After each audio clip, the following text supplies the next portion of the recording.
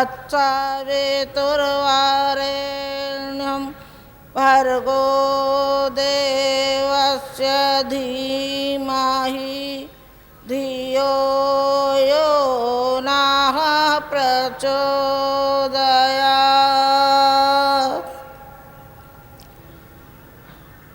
हमारे आत्मीय परिजनों, जितनी व्यक्ति की प्रगति होती जा रही है उतना ही वह चिंतन की दृष्टि से एक बौना और घटिया होता हुआ चला जा रहा है। उसके अंदर से भाव संवेदना सोती हुई चली जा रही है, न मालूम वो कहाँ विलीन होती जा रही है। न करुणा है, न दया है, न संवेदना है। तो फिर बताइए इस समाज में और राष्ट्र में क्या योगदान दे सकते हैं। क्योंकि बौनापन आ गया, बौनापन मनुष्य में आ गया। अभी भी जीव जंतुओं में देखा जाता है, पशुओं में देखा जाता है कि उसके अंदर भावना है। मैं उसकी आपको दो उदाहरण दूंगी कि एक बच्चा था 9 वर्ष का, जो कि सुल्तानपुर ज़िले में से पाया गया, स्यार की माद में पाया गया और स्यार जैसी ही बोली बोलता था और स्यारों की माद में रहा और स्यार जैसा ही खाता था। स्यार की मादा के मन में एक संवेदना उभरी और संवेदना के वशीभूत होकर के उसने अपने बच्चे के लिए अपने बच्चा जैसा उसको पाल लिया। इसी तरीके से एक आगरा जिला में खंदौली है, वहाँ के जंगलों में से एक शेर एक बच्चे को उठा ले गया, एक भेड़िया उठा ले गया और उसने जब उस बच्चे को खाना चाहा तो उसके अंदर से एक करुणा उत्पन्न हुई और एक भावना उत्पन्न हुई कि नहीं, ये खाया जाना नहीं चाहिए, इसको पाल लेना चाहिए। और उन्होंने फिर उस बच्चे को पाला, जिसका के नाम रामू भेड़िया रखा गया। लखनऊ के हॉस्पिटल में बहुत बरसों तक कोशिश की गई कि किसी तरीके से ये इंसान की बोली में आए, इंसान जैसा चले, लेकिन कामयाब न हो सके। कामयाब न हो सके, वो उसी तरीके से रहता था, वैसे ही खाता था, कुछ थोड़ा बहुत संभल गया। मैं तो संवेदना की बात कहती हूँ कि पशु में और जानवरों में संवेदना पाई जाती है, लेकिन मनुष्य की संवेदना नहीं पाई जाती। मनुष्य का बच्चा जाने कहाँ खड़ा होकर क्या कर देगा, और मनुष्य बच्चा ही नहीं, बड़ा व्यक्ति न मालूम क्या कर बैठेगा। इस पर कोई भरोसा है नहीं, बिल्कुल भरोसा नहीं। अभी जे किधर को है, कभी जे किधर को है, कैसे माने जाए कि है क्या? बेपेंदी का लोटा है, बेपेंदी का लोटा है, चाहे इधर को लुढ़क जाए, उसका क्या विश्वास है? और जाने ये क्या कह रहा है, इसके शब्दों पर कैसे विश्वास किया जाए? और क्या इसका आचरण है, कैसे विश्वास किया जाए? इस विश्वास के लिए अपने को परिष्कृत करना पड़ेगा, आपको ऊंचा उठना पड़ेगा। बगैर संवेदना के, बगैर भावनाओं के हम राष्ट्र की सेवा नहीं कर सकते। जो हमें राष्ट्र सशक्त बनाना है, किस उम्मीद पे हम बनाएंगे? युग निर्माण किस उम्मीद पे करेंगे?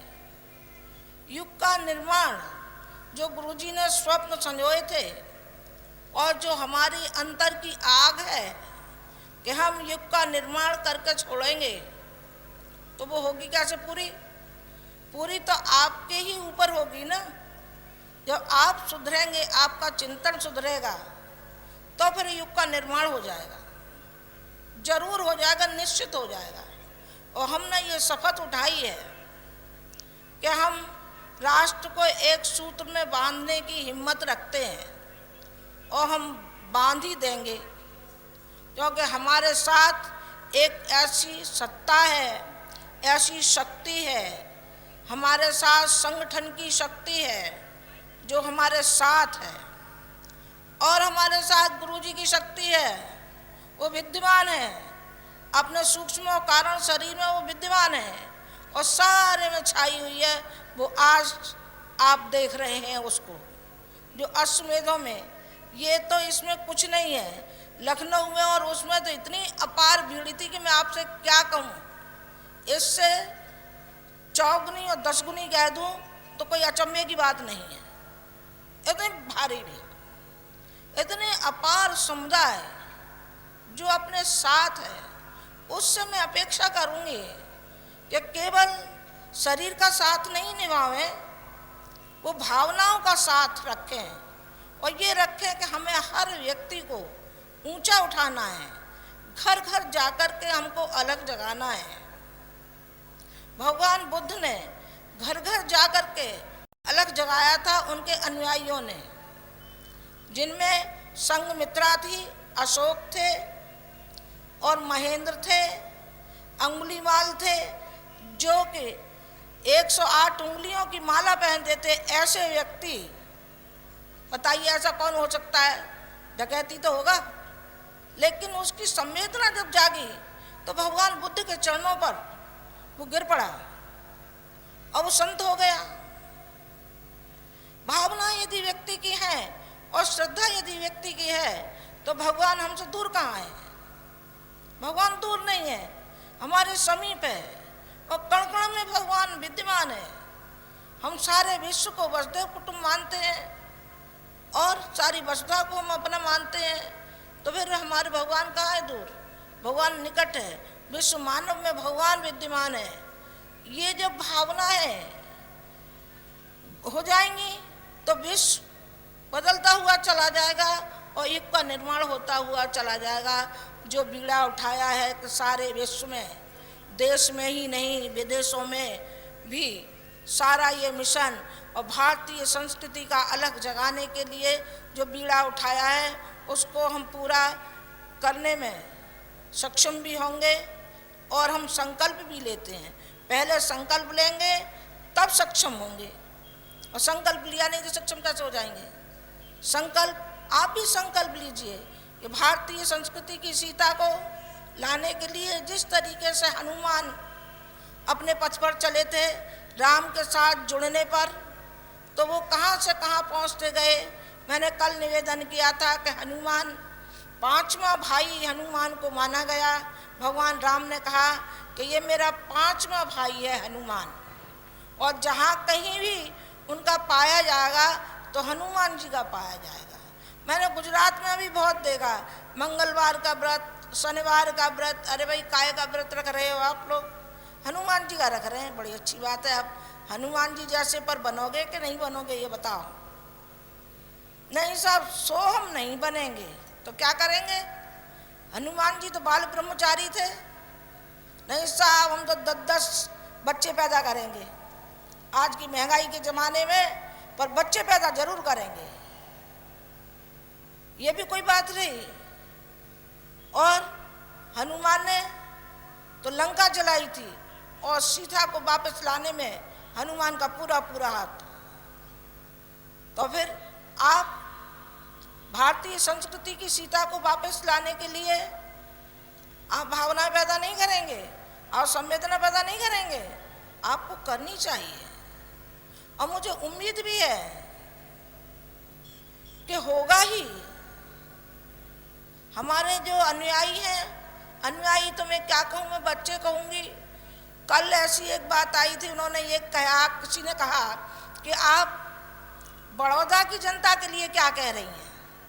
तो मैं बड़ौदा की जनता के लिए भी यही कहूँगी, और बड़ौदा की जनता के लिए क्यों कहूँगी, मेरे तो ये सारी गुजरात के बैठे हैं, मैं तो सारी गुजरात के लिए ही कहूँगी, और सारी गुजरात के ही लिए नहीं, पूरे राष्ट्र के लिए कहूँगी।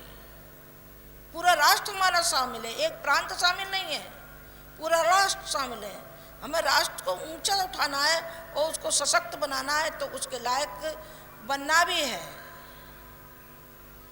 बनेंगे तो आप बन जाएंगे, और नहीं बनेंगे तो फिर आप डूबे बगैर नहीं मानेंगे, अपनी अपनी चलाएंगे। तो फिर ये मान के चलना कि आपका जो अहंकार है वो अहंकार ले डूबेगा। एक मैं आपको उदाहरण दूं कि नाव में 4 व्यक्ति बैठे थे और मल्लाह चला रहा था और चारों ही आपस में बातचीत कर रहे थे।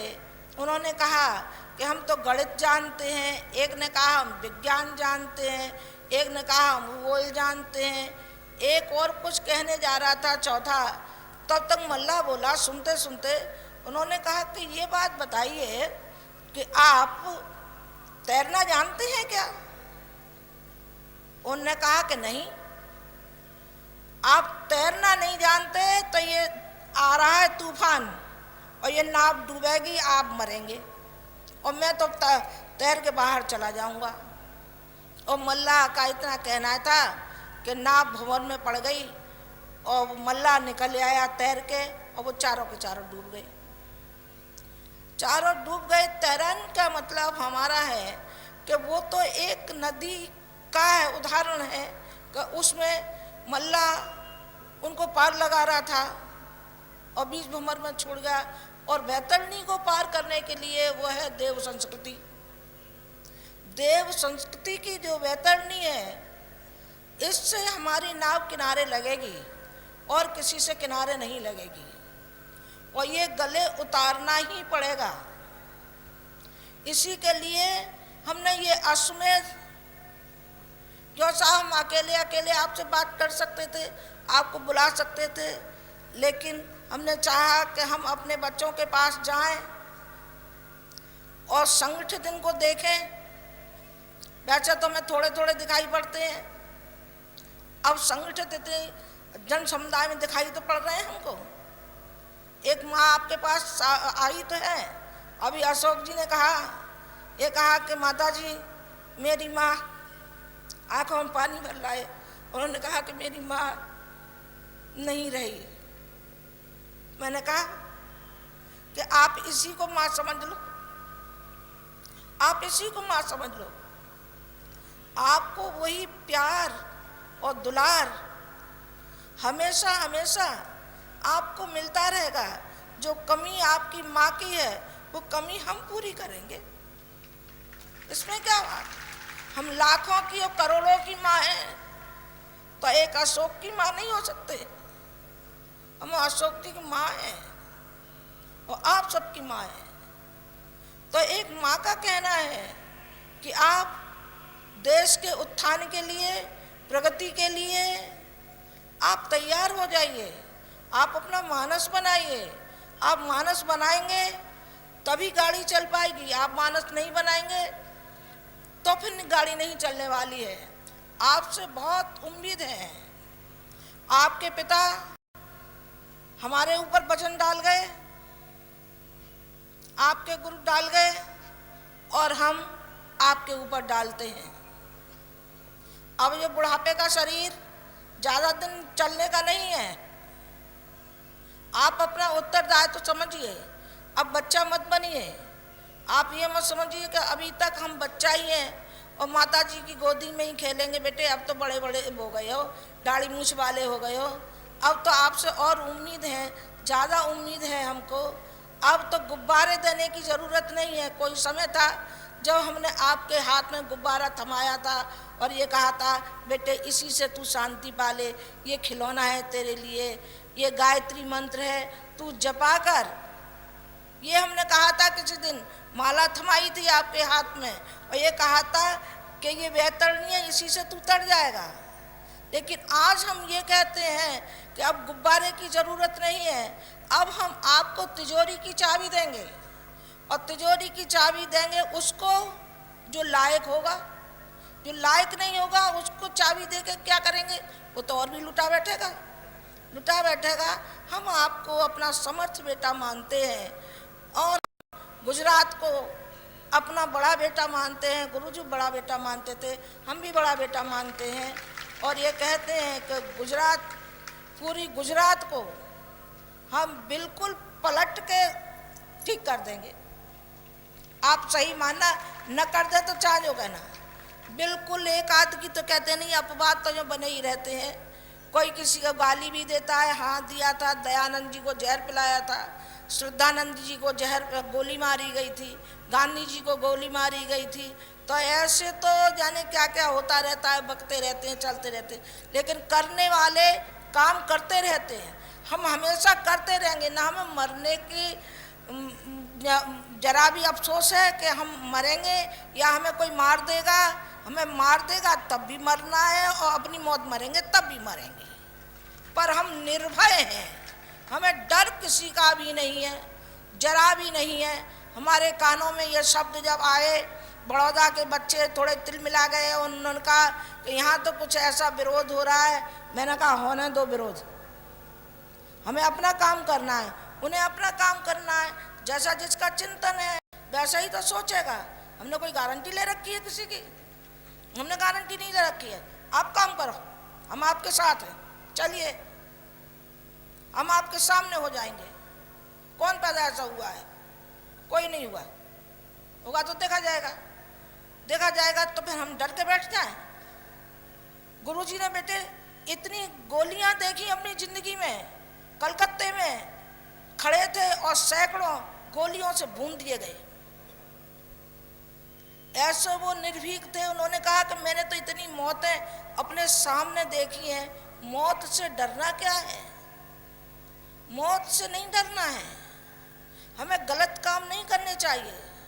चोरी उठाईगिरी मत करो, गलत निगाहें मत रखो, अच्छे कार्य के लिए हमेशा तैयार रहो। ऐसे ऐसे अश्वमेध आपकी गुजरात में और होने वाले हैं।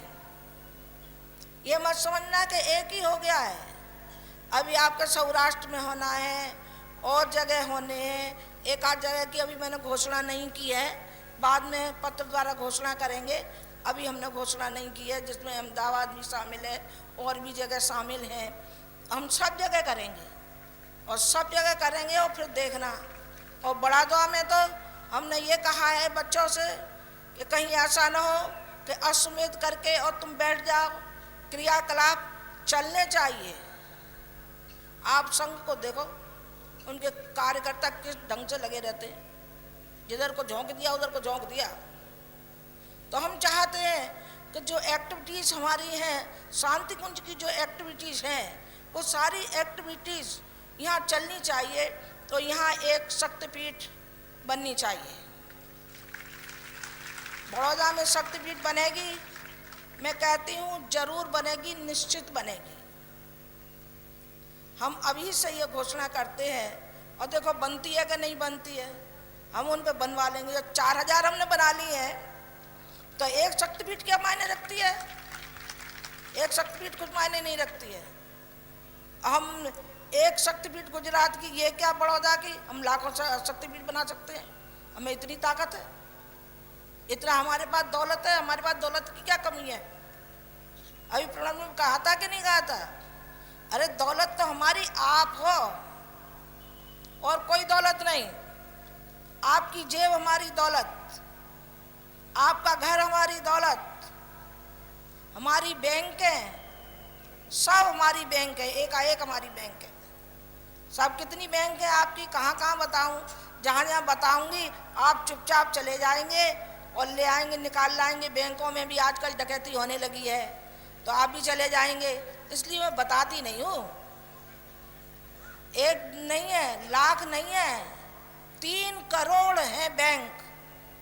3 करोड़ बैंक जिसके पास हो, आहा, वो तो कोई अरबपति खरबपति होगा, कोई कंगाल होगा। कंगाल नहीं है हम, कंगाल होंगे तुम और तुम्हारे घर के, हम नहीं है कंगाल। हमारे पास तो इतनी दौलत है, इतनी भरी पड़ी है, और इतने हमारे पास बच्चे हैं जो हमसे दिन रात माँ कहते हैं। 1-2 बच्चा होता है नाक में दम आ जाती है, और यहाँ लाखों बच्चों की माँ, करोड़ों बच्चों की माँ बैठी है। कैसी मैं सौभाग्यशाली माँ हूँ और कैसे आप सौभाग्यशाली हैं कि कैसे संत और ऋषि से आप जुड़े और अब माँ के रूप में ही, गुरु के रूप को ही देखते हैं। मैं बेटे पिता का भी रोल अदा करती हूँ और माँ का रोल भी अदा करती हूँ। जो जिम्मेदारियाँ छोड़ गए हैं, उन जिम्मेदारियों को पूरा करने के लिए हम दृढ़ संकल्पित हैं, हम संकल्प करते हैं, हम जूझते हैं, हम परिस्थितियों का मुकाबला करते हैं, हम परिस्थितियों को कुचल के फेंक देते हैं। परिस्थितियों के साथ में समझौता नहीं करते, हम वो नहीं करते कि हम उनके गुलाम बन जाते हों। परिस्थितियों के गुलाम नहीं बनते, बल्कि परिस्थितियों को अपना गुलाम बना लेते हैं, अपना गुलाम बना देते हैं। ये परिस्थितियां तो आती जाती रहती हैं, शरीर भी आते जाते रहते हैं। अरे जो कुछ कर लो सो ही कर लो। भगवान को यदि पाना है तो इंसान के रूप में पाना पड़ेगा। आप हम प्रतिमा की पूजा करते हैं और किस निष्ठा और श्रद्धा के साथ करते हैं। वो कभी बोलती भी नहीं, खाना भी नहीं खाती। नहीं साहब, हम तो रोज भोग लगाते हैं। रोज आप भोग लगाते हैं, कहीं गायत्री माता खाना खाने लगे ना तो फिर आप दूसरे दिन से थाली रखना ही भूल जाएंगे, फिर नहीं थाली रखेंगे। गायत्री माता खाती नहीं है, इसलिए आप थाली परस के रख देते हैं और बोलती भी नहीं है। लेकिन हम अपनी श्रद्धा के बल पर, अपनी निष्ठा के बल पर हम उसमें से वो तत्व ले लेते हैं जो हमको चाहिए। जो हमको चाहिए वो हम उसमें से ले लेते हैं, प्रतिमा में से। उसको हम गायत्री माँ मानते हैं, और माँ मानते हैं तो वो करुणामयी दयामयी माँ हमें क्या नहीं दे सकती, हमको सब कुछ दे सकती है और दिया है। इसमें कितने ही व्यक्तियों ने विरोध किया। सनातनियों ने अपने ढंग से किया, आर्य समाजियों ने अपने ढंग से किया। उन्होंने कहा ये मूर्ति पूजक है, कहा अच्छी बात। उन्होंने कहा ये तो जाने कौन है, मालूम ही नहीं है। ये तो औरतों को जनेऊ पहनाते हैं और यज्ञ में बैठाते हैं और पर्दा को हटाते हैं और दहेज को हटाते हैं। अरे जाने जाने कौन। सब जो कहते रहे सो कहते रहे, पर अपने रास्ते पर चलते ही रहे, सतत चलते रहे। और सतत जब चलते रहे तो कहाँ से कहाँ उनका व्यक्तित्व बनता हुआ चला गया। एक गायत्री माता के छत्र छाया में बैठ करके उन्होंने 24 लक्ष के 24 प्रोषण किए। उससे उन्होंने अपना व्यक्तित्व निखारा और परिष्कृत किया। उस व्यक्तित्व का कमाल है और उस शक्ति का कमाल है जो आपको आज दिखाई पड़ रहा है। एक व्यक्ति इतना बड़ा संगठन बना लेगा, एक व्यक्ति इतना साहित्य लिख लेगा, एक व्यक्ति इतना समाज सेवा कर लेगा, नहीं कर सकता। ये कोई महामानव ऋषि और संत ही कर सकता है। और मैं तो कहती भगवान ही कर सकता है, मैं तो खुले रूप में कहती हूँ। आप यदि ऐसे छल छलाने लगे, घुंघरू की तरीके से छलकने लगे, तो सारा विश्व देखता ही रह जाएगा। सारा विश्व देख रहा है आज। और यदि मिशन है तो आपका ये मिशन है, और इसकी लाज रखना भी आपका ही काम है। क्योंकि आपको गुरुजी ने बनाया है, आपने उनको देखा है, और आपके साथ कितना वो जुड़े और कितना उन्होंने अनुदान और वरदान आपको दिया, आपको दलदल से निकाला। आपके आंसू उन्होंने पहुंचे, जो करोड़ों की संख्या में बिलखते हुए आते थे और हंसते हुए जाते थे। बेटा मैं बैठा हूं, तुम क्यों रोते हो? तुम मत रो, तुम्हारे हिस्से का मैं रोऊंगा। रोना पड़ेगा तो तुम्हारे दुख कष्ट को देख के मैं रोऊंगा, तुम मत रोना। और तुम्हारी माँ भी यही कहती है कि आप मत रोना, मुस्कान बनाए रखना। चाहे जैसी कोई विपत्ति आती हो तो आएगी, तो देखा जाएगा, देखा जाएगा। अभी मैं जिंदा बैठी हूँ, बिल्कुल इसी तरीके से छाया करती रहूंगी जैसे मुर्गी अपने अंडे की करती है, देखभाल करती है। चिड़िया आकाश में उड़ती रहती है और अपने अंडों को नीचे देखती रहती है कि मेरे कोई अंडे न लेके भाग जाए, मेरे अंडे को कोई न फोड़ जाए। वो ऊपर उड़ती भी रहती है और अपने बच्चों को देखती भी रहती है। टिटहरी का उदाहरण है। टिटहरी के अंडे थे तो सागर ने बहा करके ले गया, तो टिटहरी ने कहा कि इसकी क्या मजाल सागर की जो मेरे अंडों को ले जाएगा, मैं इसको साफ देती हूँ। तो सगर वो अगस्त ऋषि आ गए। अगस्त ऋषि ने कहा, टिटहरी क्या बात है, ऐसी तू परेशान क्यों है? और उसने कहा, भगवान मेरे जो अंडे थे ये सागर ले गया, समुद्र ले गया, अब बताइए मैं क्या करूं? मैं तो बिलख रही हूं अपने बच्चों के लिए। तो उन्होंने कहा अभी ले। उन्होंने कहते हैं कि सारी अंजलि में लेकर सागर को सोख लिया और उसमें से टिटहरी के अंडे निकल आए। अपने अंडे उसने सुरक्षित अपने अंडे रखे और उसमें से चूजे पैदा हुए। हम भी आपको इसी तरीके से सहते रहेंगे जैसे पहले गुरुजी और हम दोनों मिलकर के सहते थे। अब हम अकेले हैं और साथ में हमारे में शक्ति है। ये नहीं है कि हम अकेले हैं, अकेले नहीं हैं, हम दो हैं, दो ही हैं, हम अभी भी हैं, साथ में हमारे हैं, तो हम बड़े से बड़ा कदम उठा सकते हैं और बड़े से बड़े काम हम करके दिखा सकते हैं। हम चाहें जिसको, यदि चाहें किसी भी कार्यकर्ता को, किसी भी बच्चे को हम खड़ा कर दें। राजनीति में हमारा कोई विश्वास नहीं है, राजनीति ना हम हैं, राजनीतिक नहीं है हम, बिल्कुल भी राजनीति से बिल्कुल परे हैं। पर हम किसी भी लड़के को हम खड़ा कर दें या लड़की को खड़ा कर दें तो वो न जीते, ऐसा हो ही नहीं सकता। हम उसे जिता के ही मानेंगे, कोई कुछ नहीं कर सकता, जरूर हम उसे करके दिखा देंगे। हो जाएगा, हाँ बिल्कुल हो जाएगा, हम पूरा आश्वासन देते हैं। पर हम चाहते नहीं हैं, क्योंकि राजनीति की दलदल में हमारे बच्चे कहीं फंस गए और जो फंस गए तो ये राजनीति के ही उसमें जंजाल में पड़े रहेंगे और समाज का और राष्ट्र का ये कुछ भला नहीं करेंगे। एक दूसरे को गाली गलौज करते रहेंगे, उसको उठा के पटकेंगे, उसे पटेंगे, बस हो गया कल्याण। देश का काम करना है तो एक साधारण नागरिक होकर के हमें काम करना है। पद की लिप्सा नहीं, गुरुजी ने भी कभी पद की लिप्सा नहीं चाहिए। हिमालय की तरीके से ऊंचे उठे, ऐसे नहीं उठ सकते थे। हिमालय की ऊंचाई और सागर की गहराई की तरीके से उनका चिंतन और उनका चरित्र और उनका व्यवहार और उन्होंने जो वातावरण बनाया जिससे कि आप लोग प्रभावित हैं और आप लोग आते हैं, तो ये उन्हीं ने बनाया। तो आप अपना चिंतन और चरित्र आप अपना बनाना, ताकि राष्ट्र के नव निर्माण में आपकी भूमिका अदा हो सके।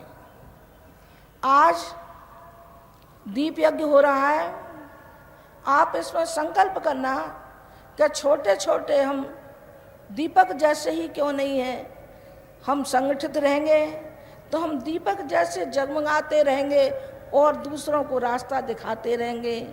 अंधियारी रात होती है दिवाली की और उसमें दीपक जलते हैं, राहगीर रास्ता पाता है। उसने इनकार कर दिया, चांद ने इनकार कर दिया कि हम नहीं निकलते। दीपकों ने कहा कि हम जलते हैं, हम जलते हैं और हम जल करके और वही रोशनी देंगे जो कि चांद और सूरज देता था, वही रोशनी देंगे। दीपक का अर्थ, तेल और बाती का अर्थ स्नेह होता है, स्नेह होता है, प्यार होता है, ममता होती है, करुणा होती है, दया होती है। आज इन दीपकों के साथ आप संकल्प लेना कि हम भी देश के काम आए, हम चाहे नन्हे नन्हे दीपक ही क्यों नहीं है। आज ये दीप यज्ञ होगा। आज मैं तो आपसे विदाई लूँगी क्योंकि सुबह जल्दी जाना है। पूर्णाहुति कल होगी, उसमें आप लोग सम्मिलित होना। और मैं तो नगरवासियों के लिए सबसे कहती हूँ, कल भी मैंने कहा था, हमारे अंदर संकीर्णता नहीं है। जो भी आना चाहें, जो भी सम्मिलित होना चाहें, सहस्र आइए। इसमें पैंट वर्जित है, पैंट पहन के मत आइए। आना ही है आपको, मान्यता होती नहीं है तो चल कोई पीला दुपट्टा ही ओढ़ लो, इतना काम तो कर लो। इतना भी नहीं करोगे तो फिर क्या हुआ। श्रद्धा के साथ इसमें आहुति आप देना, और श्रद्धा जो आपकी होगी वो आहुति उसमें पड़ेगी, उसका कुछ और ही कमाल होगा और ही आपके अंदर परिवर्तन आता हुआ चला जाएगा और सारा वातावरण हमारा बदलता हुआ चला जाएगा। हमारा अश्वमेध करने का जो विचार है, जो हमारी उम्मीद है और जो हमने संकल्प लिया है, इसी उद्देश्य के लिए हमने लिया है कि हम सारे वायुमंडल से लेके और सारे विषाक्त जो वातावरण फैला हुआ है, जो वांछनीयता फैली हुई है, उन अवांछनीयता के विरुद्ध कदम उठाना है। हमें लड़ाई नहीं लड़नी किसी से, हम तो प्यार और सौहार्द से उस व्यक्ति को संभालेंगे। हम नफरत नहीं करेंगे, नफरत कभी सीखा ही नहीं। जो नफरत हमने नहीं सीखा, सबको सीने से लगाना सीखा है, पर हम उसकी आदतों को सुधार के मानेंगे, सुधार के मानेंगे। ये मुझे आज आपसे कहना था। अब आपसे विदा लेते हुए मुझे भी कुछ अपने मन में भावुकता जैसी आने लगी है कि मैं अपने बच्चों के बीच में आई और कल मैं जा रही हूँ। मेरे बच्चे मुझसे बिछड़ रहे हैं, पर शरीरों का बिछड़न है, आत्मा का बिछड़न नहीं है। माँ से बच्चा कहीं बिछड़ कर नहीं जाएगा, माँ के समीप ही रहेगा। उसकी भावनाएं, उसका प्यार और उसका आशीर्वाद अपने बच्चों के लिए सुरक्षित रहता है, चाहे वो कहीं भी रहे, देश में रहे, विदेश में रहे, विश्व के किसी भी कोने पे रहे, पर रहेगा तो आखिर माँ का बच्चा ही वो। मेरे लिए तो आप सभी मेरे लिए उतने ही प्यारे हैं जितने कि मेरे लिए मृत्युंजय और शैल है, उतने ही मेरे लिए आप बेटे बेटी प्रिय हैं। मेरे मन में वेदना ये आई और मैं एक आपको गीत सुनाना चाहूँगी, आप उसको ध्यानपूर्वक सुनना। वो गुजराती में है, क्योंकि आप लोग ये जानते हैं कि माताजी गुजराती बोलना नहीं जानती हैं, तो अब की बार मैंने सोचा, मैंने कहा इनको गुजराती गीत सुनाना चाहिए। गुजराती में बोली तो नहीं हूँ, पर गुजराती में आपको एक गीत सुनाऊंगी और अब की बार आऊँगी तो गुजराती में बोलूँगी। मैंने कहा नहीं, ये कहेंगे इनसे बोलना ही नहीं आता, तो अब मैं आपको एक गीत सुनाना चाहूँगी। चलिए बजाओ।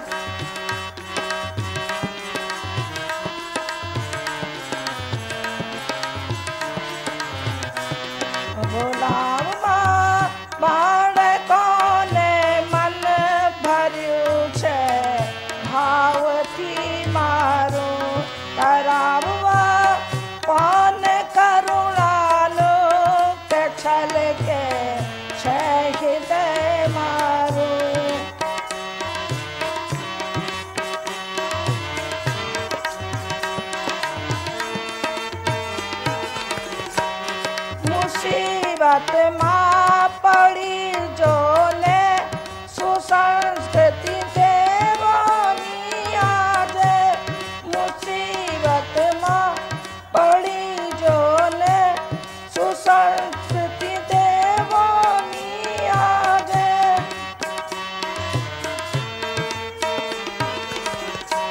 कपड़ा कारणी घड़िए उठो श्री राम ने काजे, कपड़ा कारणी घड़िए उठो श्री राम ने काजे।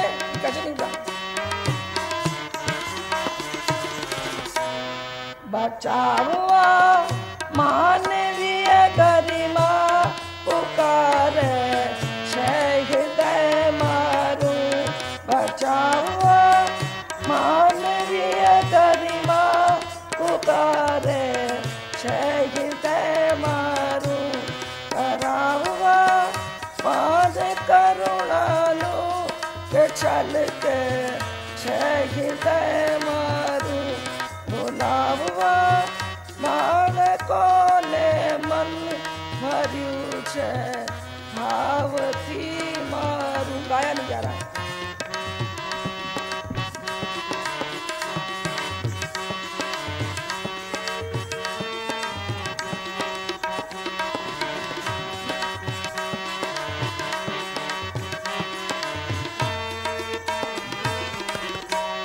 दधीची बांसनो नातो तुम्हें भूलता नहीं जो जो, दधीची बांसनो नातो तुम्हें भूलता नहीं जो जो।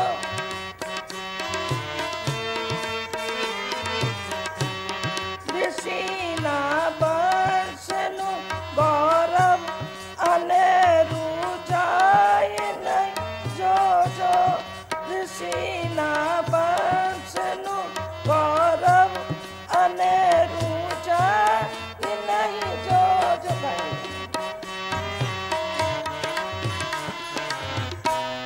लगावी आस बैठू छे हृदय अंतर हवे मारू, लगावी आस बैठू छे हृदय अंतर हवे मारू, करावा पान करुणालु के छल के हृदय मारू, भुलावा बालको ने मन भर्यु छे भावथी मारू, भुलावा बालको ने मन भर्यु छे भावथी मारू, करावा पान करुणालो के छल के हृदय मारू, के छल के हृदय मारू, के छल के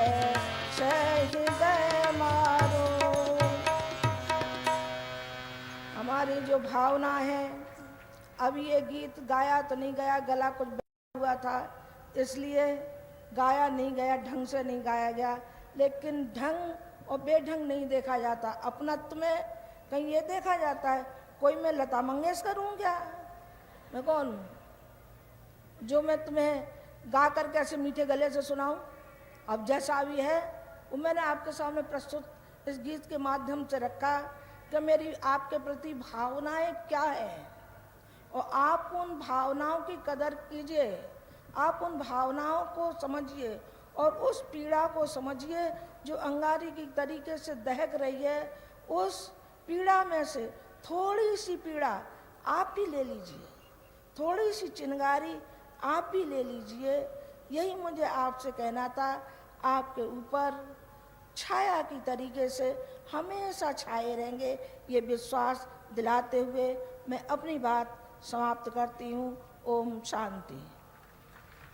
हमारे YouTube चैनल अखिल विश्व गायत्री परिवार पंचकुला को सब्सक्राइब करें एवं बेल आइकन ज़रूर दबाएं ताकि गायत्री परिवार पंचकुला की मिशन से संबंधित गतिविधियों की जानकारी आपको मिलती रहे।